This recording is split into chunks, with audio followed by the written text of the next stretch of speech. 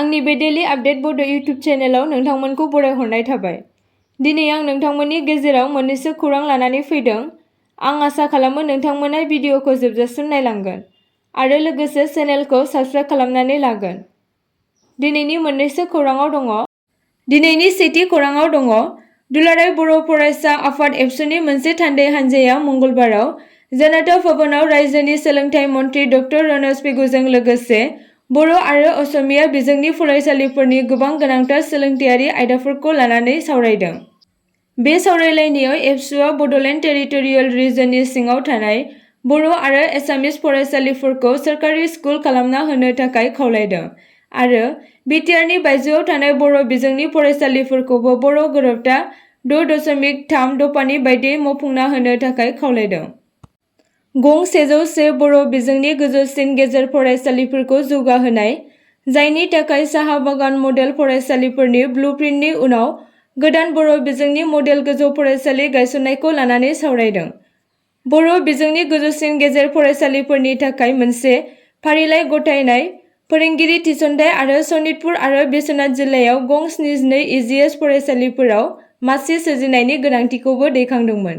अदालगुरियाव बड'लेण्ड मुलुगसोलोंसालिनि केम्पास गायसननाय, आरोबाव सावरायनायाव एनसिइआरटिआव सासे बर' बिबुंसारगिरि थिसनना होनाय आरो समग्र शिक्षा अभियानाव आसामाव सासे बर' राव सोलायगिरि थिसननाय जानांगौ होनना बुंदों। थान्दै हान्जाया 2023-24 मायथाइनि जथुम्मानि थाखाय एलपि, इउपि आरो गोजौ फरायसालिफोरनि थाखाय 20,000 बिजाबफोर राननायाव गोबाव जानायखौ दुखु फोरमायो। मन्थ्रिया खोथा होदोंमोन दि बे जेंनाफोरखौ फारि-फारियै सुस्रांनाय जागोन। सोलोंथाइ मन्थ्रिया दाबिफोरखौ खान्थि बायदियै सुफुंनो खोथा होनायजों लोगोसे मोनसे गुवारै 30 बिन्दोआरि गोसोखां बिलाइ गथायनायजों सावरायनाया जोबो।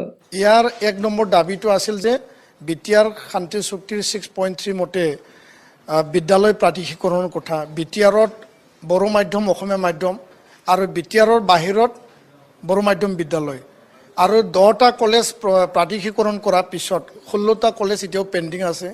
লগতে 25খন হাইস্কুল, বিটিআৰত 5খন আউটসাইড বিটিআৰ আৰু 10খন হাই ছেকেণ্ডাৰী স্কুল আৰু যিমান এলপি এমই আছে, এই যি এটা উল্লেখ কৰা হৈছিল সকলো আমাৰ দাবী আমি জমা দিছোঁ। 1300 বিদ্যালয় আমি তেখেতসকলক জমা দিছোঁ। ইয়াৰে কিছুমান তেওঁলোকে ছাৰ্ভে এছেছমেণ্ট কৰিছে, RTE মতে কি আছে, ডিষ্টেঞ্চ কিমান আছে, সেইবিলাক নিট আৰু বেছ যোনটো ক্ৰাইটেৰিয়া সেইটো তেওঁলোকে অলৰেডি এটা ৰিপৰ্ট ওলাইছে আৰু আজি ইয়াৰ ওপৰতো বিতং আলোচনা হ'ল। শিক্ষামন্ত্ৰী ডাঙৰীয়াই অতি সোনকালে যিখিনি একৰ্ড মতে নিট বেষ্টত আগবঢ়াই নিব লাগে বা প্ৰভিঞ্চিয়েলাইজ কৰিব লাগে সেইখিনি তেওঁ আগলৈকে অতি সোনকালে কাৰ্যকৰী কৰিম বুলি আমাক প্ৰতিশ্ৰুতি প্ৰদান কৰিছে। 101টা যোনটো আমাৰ বড়ো মাধ্যমৰ হাই ছেকেণ্ডাৰী ফাৰ্ষ্ট ইয়াৰ আৰু ছেকেণ্ড ইয়াৰ তাত মানে বড়ো মিডিয়াম ইন্ট্ৰডিউচ কৰিব লাগে, তাৰ লিষ্ট আমি অলৰেডি জমা দিছোঁ। नैथि खौराङाव दङ। थांनाय साननैसो सिगां रेवरेवा नार्जिहारिया बिटिआर सोरखारनि गाहाय खुंगिरि प्रमद बर'नि सायाव गोबां हेंथा बाथ्रा बुंनायखौ जों नुनो मोन्दोंमोन। बे बाथ्रानि सायाव गोख्रों राहा लाना बिथां रेवरेवा नार्जिहारिखौ इएम बिबाननिफ्राय बोखारनाय जादोंमोन। बिजेपिनि मावफुं सोद्रोमा एबा बिटिआरनि मावफुं सोद्रोमा रेवरेवा नार्जिहारिखौ इएम बिबाननिफ्राय बोखारजानानै बिथां रेवरेवा नार्जिहारिया गावनो थांनाय मैया बिटिआर सोरखार एबा प्रमद बर'नाव निमाहा बिदों आरो बिटिआर सोरखार एबा प्रमद बर'नि सायाव बिदि हेंथा बाथ्रा बुंला होनना फोरमायदों। आंनि बुंनांगौ बाथ्रा बेनो जे दाखालि साननैसो आगोल प्रमद बर' मानगोनां चिफ बिटिसि आरो आंनि गेजेराव माखासे खोथा बुंनायाव लानानै बहुद ससियेल मिडिया आरो निउस मिडिया गोबां खोथा ओंखारदों, गोबां बाथ्रा सिखारदों। इउपिपिएल बिजेपि दा एलायन्स सरकार दं, मानो बिदि बुंखो माखो बेखौ सिखारदों। बेखौ आं दिनै क्लियार खालामनो नागिरदों जे आङो जे दाख्लैफोर जे बाथ्रा बुंबाय, आं एलायन्स पार्टनारनि सासे इएम बिटिसिनि आं जे बाथ्राखौ बुंनो आं बेखौ बुंनो, जुदिउ आंनि बुंनाय बाथ्राया नंगौब्लाबो आं बेखौ बुंनो नाङामोन, मानोना जों एलायन्सआव दं आरो बे बाथ्राखौ आबोद खालामनो मोना। बेनि थाखाय आंहा दाय जादों, आं दायखौ गनायना लाबाय, आंना भुल जादों आरो आं खेमा बिदों।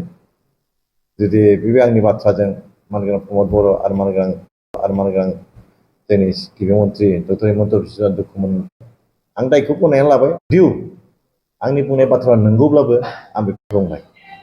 आं एलायन्स पार्टनारनि सासे EM बिटिसिनि आं जे बाथ्राखौ बुंनांगौ बेखौ बुङो। जुदिउ आंनि बुंनाय बाथ्राया नंगौब्लाबो आं बेखौ बुंनो नाङामोन, मानोना जों एलायन्सआव दं आरो बे बाथ्राखौ आबोद खालामनो मोना। बेनि थाखाय आंहा दाय जादों, आं दायखौ गनायनानै लाबाय, आंना भुल जादों आरो आं क्षमा बिदों। जुदि बे आंनि बाथ्राजों मानगोनां प्रमद बर' आरो मानगोनां जोंनि गिबि मन्त्रि डक्टर हिमन्त बिश्व दुखु बिसोरनि गोसोआव आं आघात होबाय, बिथांमोनहा क्षमा होथों। आरो बुंनाया बेनो जे आंहा प्रमद बर'नि एगेन्स्ट जेबो बुंनांगौ गैया। बेनि रोंनाय, बेनि गियान, आंथ' बुंबाय दिनैबो, दाबो बुङो, बिटिसिनि गेजेराव दिनैनि दिनाव राजनितिकफोरनि गेजेराव प्रमद बर'नि सेकेन्ड रावबो गैया, बेखौ आं बुंदों। नाथाय आं खावलायदोंसो बिथांनि गियान जे गुनखौ बाहायनानै रायजोफोरनि थाखाय खामानि मावनांगौ, बेनो आरो। दिनैनिफ्राय जोंनि गेजेराव बे दान्थे बिदान्थे जोबनांगौ, जों खौसे जानांगौ, खामानि मावनांगौ, बिटिसिनि जौगाखांनो खामानि मावनांगौ। आरो थांनाय समफ्राव जेरोखोम जालायबाय, दिनैनिफ्राय बिदि जानो नांला, मानोना मानसिया बुहुद जायो। आं बारा बुंफ्लांबाय हयथ', बेखौ निमाहा होथोंसै। थामथि खौराङाव दङ आसाम दुलाराय आदिबासि फरायसा आफादा दिनै आसामनि गिबि मन्त्रि हिमन्त बिश्व शर्मानि मुसुखा सावनानै आरो आखायाव प्लेकार्ड लानानै होस्रिखावदों। बिजेपि सरकारा 6 जनजातिफोरखौ ST होनायनि रादाय खानाया 8 बोसोरनिबो बांलांबाय, नाथाय दासिमबो सुस्रांजायाखैखौ बिथा खालामनानै सान्तिपुर जिल्लानि दिखियाजुलियाव गोख्रों खुद्रिसारनाय दिन्थिफुंदों।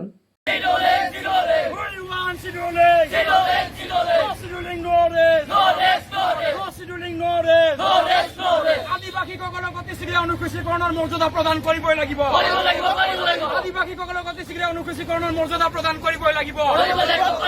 ब्रैथि खौराङाव दङ अन्ध्र प्रदेशनि हिन्जावसाफोरनि हस्टेलनि वाशरुमनि सिङाव दोनखोमानाय केमेरा मोन्दों।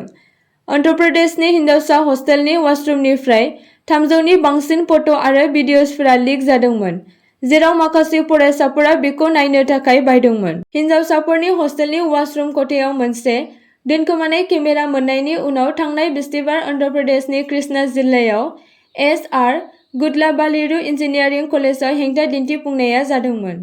आइजो फरायसाफोरा हस्टेलाव ज' जानानै न्यायनि थाखाय स्ल'गान होदोंमोन आरो बिबानगिरिफोरखौ दायनिगिरिफोरनि बेरेखायै राहा लानो आरो केम्पासआव बिसोरनि रैखाथिखौ रोखा खालामनो खावलायदों।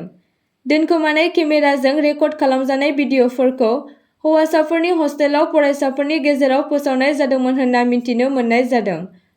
पुलिसआ बे जाथायजों सोमोन्दो थानाय सासे जोबथा बोसोरनि इन्जिनियारिं फरायसाखौ हमनानै लादों आरो बे जाथायनि सायाव नायबिजिरनाया सोलिगासिनो दङ।